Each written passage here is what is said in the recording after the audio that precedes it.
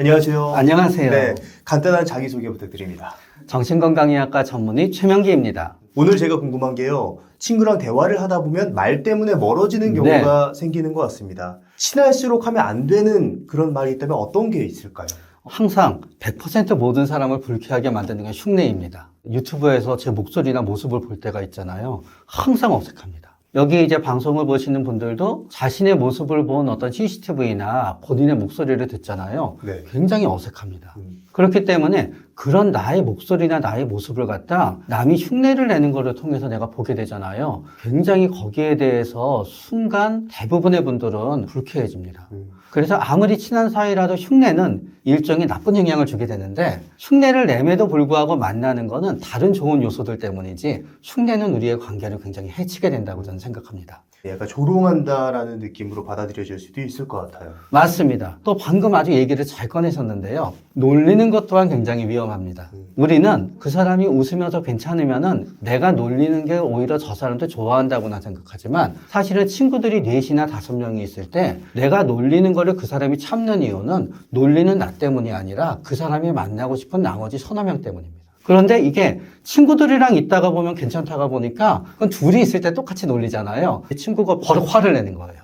매번 괜찮았는데 너 왜 이러니? 하지만 듣는 사람은 생각하는 거죠. 내가 너한테까지 내가 놀림받아야 될까? 라고 생각하게 되기 때문에 놀리는 것도 굉장히 조심해야 되는 부분. 이거 놀리는 거는 대부분 본인은 아니라고 생각하지만 조롱입니다.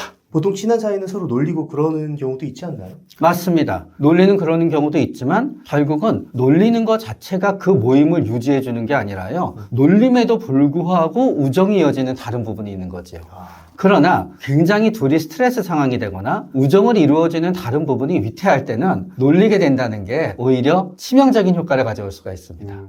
좀 공감이 가는 게 저도 가장 친한 친구 중에 한 명이 둘이 있을 땐 그래도 괜찮은데 한 3명, 4명 정도 모이면 갑자기 약간 옛날 얘기를 하면서 놀리는 그런 경우가 있는데 그럴 때마다 되게 내가 기분 나빠지는 게 내가 이상한 건가? 라는 생각이 들 때가 있는데 내가 이상한 게 아니었네요. 네, 그렇죠. 또 이제 친할수록 저희가 생각하게 되는 게 우리 이런 경우가 있습니다. 나는 A랑 굉장히 친해요. 네. 근데 A가 나 말고 다른 C라는 친구가 생겼어요. 그래서 나보다 C를 더 자주 만나는 것 같아요. 베스트 프렌드라고 생각했는데 왠지 다른 애랑 많이 노니까 위기감을 느껴서 질투날 것 같아요. 네, 질투나니까 제가 마음에 안 들어 라고 내가 인지하면 돼요. 인지하지 못하는 경우에 어떻게 하면요. 제가 나쁜 애인데 내 친구가 이용당하고 있다고 생각해요. 사실은 나는 나도 모르게 내 친구의 친구를 험담하게 돼요. 그러나 내 친구의 친구를 험담하게 되면은 내 친구는 자기가 친구를 보는 눈에 대해서 비판을 당하는 거든 혹은 나의 일부에 대해서 비판을 당하는 거잖아요. 네. 그렇기 때문에 내가 내 친구의 친구를 욕했는데 왜 내 친구가 자기를 욕한 것처럼 나한테 화를 내지? 라고 생각하지만 친구의 친구를 욕할 때는 굉장히 조심해야 되는 것 같습니다. 결국 친구의 친구를 욕하는 게 아니라 그 친구를 욕하는 것과 다름이 없다. 네. 그러면서 또 저는 친할수록 조심해야 되는 게 친구가 평소와 다른 부탁을 했을 때 굉장히 조심해야 된다고 생각합니다. 예를 들어서 어떤? 진짜 죄송하지만 돈을 꿔달라고 하는 거죠. 10,000원, 20,000원 정도는 꿔주고 안 받을 수도 있습니다. 그러나 사실 친한 친구일수록 돈 관계는 명확한 게 좋다고 생각합니다. 요게 이제 10,000원 꿔고 안 갚고 20,000원 꿔고 안 갚고 그게 평소에는 괜찮은데 굉장히 기분이 나쁠 때 싸우게 되면은 그게 갈라지게 되는 원인이 되거든요. 갑자기 안 그러던 애가 1,000,000원을 꿔달라. 그러면 그때 굉장히 당황하게 됩니다. 그러면서 나의 입장에서는 내 친구가 이 1,000,000원을 꿔달라 그랬는데 빨리 나한테서 안 된다는 거를 갖다 알아야지 다른 사람한테 꾸겠지 해서 단칼에 거절을 하잖아요. 그때 내 친구는 굉장히 서운해지게 됩니다. 너무 상처받지 않게 최소한 알아볼게라고 하든가 한 3, 4일 있다가 그래도 좀 고민을 해보고 안 된다고 해야지 너무 내 친구는 다급해서 나를 구해줄 거는 너밖에 없어 라고 생각해서 1,000,000원 얘기를 진짜 어렵게 꺼냈는데 단칼에 거절당하잖아요. 그럼 그 친구가 의식 차원에서는 압니다. 안 해주는 게 맞아. 그러나 무의식 차원에서는 왠지 서운한 마음을 갖다 피할 수가 없습니다. 또 이런 경우도 있습니다. 부탁 안 하던 친구가 여자를 소개시켜달라. 이럴 때도 야 내가 아는 여자가 어딨어 하고 단칼에 끊거나 네. 야 살이나 빼고 얘기해 뭐 이런 식이 되면은 네. 아무리 친한 사이라도 관계는 굉장히 악화가 된다고 생각합니다. 그러게요. 그러면서 마지막으로 조심할 부분은 뭔가 하면은 친구의 상황이 굉장히 바뀌게 되었을 때 평소에는 괜찮단 말들이 굉장히 나쁘거나 정말 위험하게 작용할 수 있습니다. 예를 들어서 어떤 거죠? 진짜 이 흔한 사이가 그런 겁니다. 그 친구랑 나는 원래 골프도 치던 친구였어요. 해외여행도 같이 갔어요. 친구가 망했어요. 나도 모르게 그때 평소에 하던 것처럼 나 여행 갔다 온 얘기, 나 요번에 차 바꾼 얘기, 나 요번에 세금 많이 냈다는 거를 넌지시 얘기하게 되면은 달라지게 되는 거지요. 그래서 굉장히 친한 친구이지만 그런 부분에 있어서는 조심해야 되는 부분, 친구가 상처받고 있는 부분에 대해서는 예민하게 생각해서 피하는 게 더 중요하다고 생각합니다. 변화를 잘 고려해야 됩니다. 상대방을 유심히 관찰하는 능력도 필요하겠네요. 그럼요. 네. 그런데 보통 지금 말씀하신 내용들을 사람들이 일부러 말하는 게 아니라 자기도 모르는 사이에 필터링 없이 말하게 되는 것 같아요. 그렇다면 내가 말 조심을 하고 필터링 있게 대화를 할 수 있는 그런 방법이 있을까요? 대부분의 친구들은 굉장히 친하게 지내기 때문에 친구의 첫 번째 실수에 대해서는 대부분 굉장히 허용적입니다. 그런데 그거를 그 다음 단계에도 필터링이 안 될 때 문제입니다. 예를 들어서 농담을 하잖아요. 놀리잖아요. 그럼 대부분 다 웃으면서 그만해 라고 얘기합니다. 그때 그만하면 됩니다. 필터를 갖다 보통 상대방이 제공해 준다는 겁니다.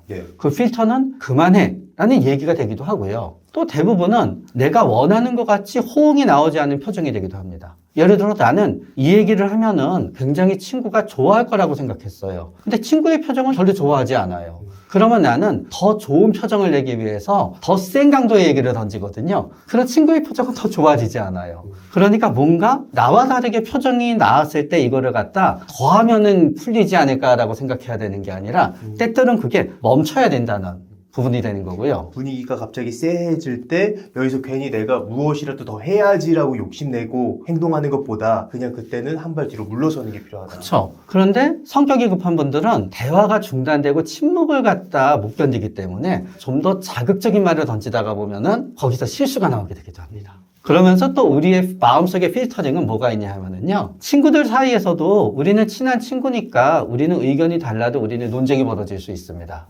논쟁이 벌어지다가 내 마음속에 딱 이런 생각이 드는 순간이 있습니다. 그건 내가 오해한 거야 라고 얘기하고 싶은 순간 멈춰야 됩니다. 왜냐하면 그때 네가 오해한 거야 라고 설득하면서부터는 이 대화는 엇갈리게 됩니다. 네가 잘못 생각한 거야 라고 얘기하고 싶잖아요. 그 순간 그 주제에서 벗어나야 됩니다. 또 이거보다 더 나쁜 말이 있습니다. 그건 너무 네가 예민한 게 아니야 라는 말이 머릿속에서 떠오르는 순간은 이제 그때부터 우리는 말싸움이 시작됩니다. 지금 하신 말씀 이렇게 생각만 해도 굉장히 스트레스가 많은데 그렇게 말 조심을 하면 결국 친구라는 게 어떻게 보면 속 터놓고 얘기할 수 있는 사이인데 할 말이 없어지는 거 아닌가요? 결국은 또 이 모든 실수를 어느 한 사람한테 전부 다 하게 되는 경우도 없습니다. 또 대부분은 어느 정도 실수는 그 친구도 넘어가게 되는 거지요. 그러나 이제 대부분의 경우에는 문제가 아니지만 문제가 된 타이밍에 있어서는 이제 조심해야 되는 부분이 있다고 생각이 되고요. 방금 얘기하신 것도 너무 좋은 지적이 되기 때문에 이 모든 거를 지킬 필요는 없으나 우리는 모두가 다 특정한 사람이 특정한 부분에 대해서는 특정한 약점이 있기 때문에 그냥 그 부분에 대해서 그렇게 건드리지 말자는 쪽으로 생각해 주시면 되고요. 저도 때때로 당연히 실수할 겁니다. 저도 실수하면서 몰라서 제 주위의 사람들이 저를 용서해 줄 때도 많을 테고 방송에서 실수했는데 우리 보시는 분들이 용서해 주실 때도 많을 겁니다. 그렇다면은 지금 실수하셨다고 말씀하셨잖아요. 이미 그렇게 해서 가까운 상대방과 멀어지거나 좀 틀어진 사이예요. 이럴 때는 좀 어떻게 관계를 회복하는 게 좋을까요? 일단 전략에 따라 달라지게 됩니다. 인간은 습관의 동물이기 때문에 과거에 통했던 방법이 대체적으로 이번에도 통하고 있습니다. 내가 A라는 친구랑 사이가 틀어졌어요. 그러나 항상 A라는 친구는 내가 손이 발휘되도록 빌면은 넘어갔어요. 그럼 그 친구한테 있어서 가장 유효한 방법은 손이 발휘되도록 하는 겁니다. 그러나 가끔 이런 수가 있어요. 내 타입은 누구랑 싸우잖아요. 그러면 잘못은 내가 했더라도 나는 며칠 지나서 내 기분이 괜찮아져야지 그때 미안하다는 얘기가 나와요. 그러면 나는 그렇게 생각하지만 친구는 어떻게 생각하냐 하면은 왜 실수해놓고 그 다음날부터 미안하다고 아내가 되는 거지요. 그때는 이제 아무리 내 타입이 시간을 두고 내 마음이 가라앉은 다음에 얘기하는 게 미안하더라도 진짜 그 친구를 잡고 싶다 그러면은 평소에 나와 다르게 손이 발휘되도록 비르고 친구가 답을 안 하더라도 막 문자를 보내고 그게 좀 맞는 방법이라고 생각합니다. 또 반대의 경우도 있습니다. 어떤 친구는 내가 실수를 하잖아요. 나에 대해서 용서할 마음이 들 때까지 시간을 확보하지 않으면은 연락하면 연락할수록 화해의 시간이 늘어지는 친구가 있습니다. 만약에 A라는 친구가 있는데 그 친구는 내가 아니라 누구와 됐든지 일단 잘못되면은 한 달 동안은 안 만나서 마음이 풀리게 되면은 그때 연락이 와야지 용서해주는 스타일의 친구가 있다고 가정하는 겁니다. 예. 원래 한 달 있으면 풀릴 일입니다. 내가 오늘 막 전화해서 미안하다고 합니다. 그런 거 한 달에서 한 달 하루가 되는 겁니다. 내가 그 친구한테 열흘 동안 계속 전화하고 뭐 찾아가고 그래서 미안하다 그럽니다. 네. 그럼 원래는 그 친구랑 제가 3월 1일에 싸웠으면 4월 1일에 끝난 문제거든요. 네. 4월 15일에 끝나게 됩니다. 그러니까 제 말씀은 각각의 사람은 자신이 마음에서 이거를 풀고 용서하는 데 필요한 시간도 다르고 원하는 방법도 다르다는 거예요. 그러나 사과는 내가 잘못해서 하는 거잖아요. 그래서 멀어지게 된 경우 가까이 되기 위해서는 상대방의 입장에서 상대방이 가장 원하는 방법으로 해야 되는 거지 내가 원하는 나의 방법대로 하면서 용서를 해달라고 징징대면은 안 된다는 거지요. 잘못한 사람은 나 한번 잘못했어 하면 그거로 끝이기를 바래요. 그런데 내가 피해를 받았다고 생각하는 사람은요 계속 그 얘기를 꺼내서 내 머리에서 잊힐 때까지 계속 잘못했다는 사과를 받아내기를 원해요. 그러면 나중에는 사과를 하는 쪽에서는 언제까지 그 얘기를 꺼낼 거야 라고 또 이제 싸우게 돼요. 그런데 다시 그 얘기를 갖다 꺼내면은 언제든지 그때 다시 미안하다라고 얘기할 수 있는 부분도 중요한 것 같아요. 물론 매일 그렇게 10년, 20년 계속 일을 꺼내면 그것도 상대방이 문제가 있는 거겠지요. 그러나 진짜 큰 잘못을 저질렀다고 생각하게 되면은 상대방이 한 6개월 동안 그 얘기를 꺼내면은 그때마다 진짜 잘못했어 라고 얘기해 주는 게 저는 맞다고 생각이 돼요.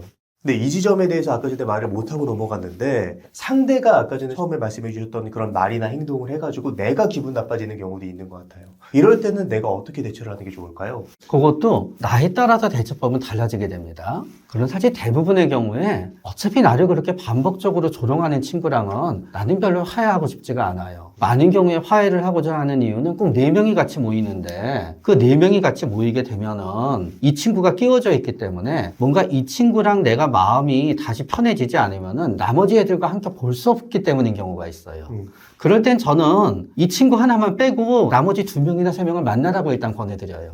1대1로 만나도 되는 거고 꼭 그 친구가 있어야만 되는 건 아니거든요. 그래서 그냥 다른 친구 1명 불러서 둘이 만나고 얘랑 얘도 부를까? 그렇게 되면 사실 이 친구한테 얘기하면 돼요. 난 얘가 나오면 항상 나를 놀리기 때문에 난 사실 별로야. 그냥 너하고만 있었으면 좋겠어. 그런 방법이 있고요. 두 번째는 이제 더 이상 놀리지 못하게 하는 것도 이제 타입에 따라 달라요. 보통 놀림을 받는 분들은 겁이 많거나 마음이 약한 분들인 경우에는 있어요. 그렇기 때문에 그 당시에 이렇게 대처하자라고 해서 맞서서 대응하자 그러면 대부분 잘 못하세요. 그럴 때 이제 첫 번째 방법은 너무 상식적인 방법이지만 일단 거기서 빠져나오시는 거예요.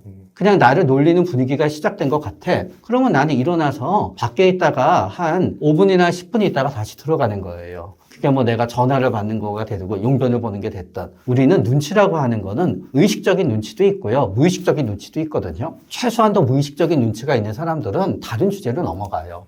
그런데 만약에 그게 아니라 특정 친구가 이런 게 도저히 통하지 않아요. 그러나 나는 이미 그 상황에 돌입했을 때는 나의 성격 때문에 대응을 못해요. 그러면은 일단 나를 놀리는 친구가 원래는 굉장히 마음이 선한 친구인데 진짜 몰라서 그러는 것 같아요. 그러면 그때는 둘이 있을 때 얘기를 하건 문자를 보내서 이러저러한 거는 앞으로 내가 굉장히 힘드니까 얘기를 안 해줬으면 좋겠다라고 얘기하는 것도 좀 방법이 된다고 생각해요. 또 제가 이제 말씀드리고자 하는 이 방법은 장점과 단점이 있어요. 이거는 뭔가 하게 되면은 나머지 친구 하나도 제가 나를 놀리는 거를 별로 좋아하지 않아요. 그럼 그 친구랑 같이 협동을 하는 거예요. 그럼 날 놀리려고 하면은 이 친구도 말리고 이제 그렇게 되는 거죠. 그래서 다른 친구들의 힘을 받는 방법도 있는데 참 좋은 점과 나쁜 점은 잘 되면 좋고요. 나는 도움을 받고자 하는데 다른 친구들도 오히려 내가 예상과 다르게 뭐 그 정도 갖고 그러니 하게 되면은 난 진짜 마음이 아파지게 되는 거고. 그럴 때는 어떻게 하죠? 같이 동조해가지고 그럴 수도 있을 것 같은데. 그러면 저는 1년에 한 번 있는 상황이고 10년 만에 그런 상황이 처음이었다라고 가정하게 되면은 냉각기를 가지고 만나면 될 것 같은데 저는 만약에 그 상황이 계속 되풀이된다라고 가정하게 되면은 더 그 사람들을 만나야 될까 하는 상황이 들어요. 그렇다면 반대로 오히려 친해질수록 더 보여줘야 되는 모습이 있다라고 하면 어떤 모습이 있을까요? 저는 좋은 의미로 세상과 상식과 반대로 움직이는 거라고 생각해요. 네. 무슨 뜻인가 하면은 예를 들어 내가 피싱을 당했어요. 그럼 사람들은 다 물어봐요. 어쩌다 그랬니? 근데 친구 하나만 안 물어봐요. 너 되게 힘들겠구나. 그러면 진짜 그때 그 친구가 고마워요. 음. 비슷하게 어떤 분이 사업을 하려고 그랬는데 은행에서 거절을 당했어요. 뭐 부모도 돈을 안 빌려줘요. 근데 친구인 나한테 당연히 돈을 빌려주는 건 아니에요. 그래서 네 생각엔 어떠니라고 했는데 어차피 내가 이 친구한테 내 말 한마디로 하게 되는 것도 안 하게 되는 것도 아니라고 했을 때는 저는 사람들이 다 안 된다 그랬을 때 내 마음속에서는 이건 너한테 힘들 거라고 생각하더라도 나 하나만큼은 왜 그렇지? 너는 할 수 있는데? 친구한테 우리가 가장 원하는 건 공감이거든요. 그 친구가 누군가를 막 비난했을 때는 같이 비난해 줄 수 있는 게 저는 좋다고 생각을 해요. 세상 사람들이 다 그 친구한테 칭찬할 때 나 혼자만 안 될 점을 고르자 그런 나쁜 의미가 아니라요. 좋은 의미로 세상 사람들이 하는 거랑 좀 긍정적인 의미로 반대로 가는 게 저는 오히려 진짜 친한 친구가 해줄 수 있는 유일한 역할이다라는 생각이 들어요. 세상 사람들이 다 너는 안 돼. 너 그거 잘못됐어 라고 할 때 너는 그래도 할 수 있어 라고 믿어주는 친구. 네.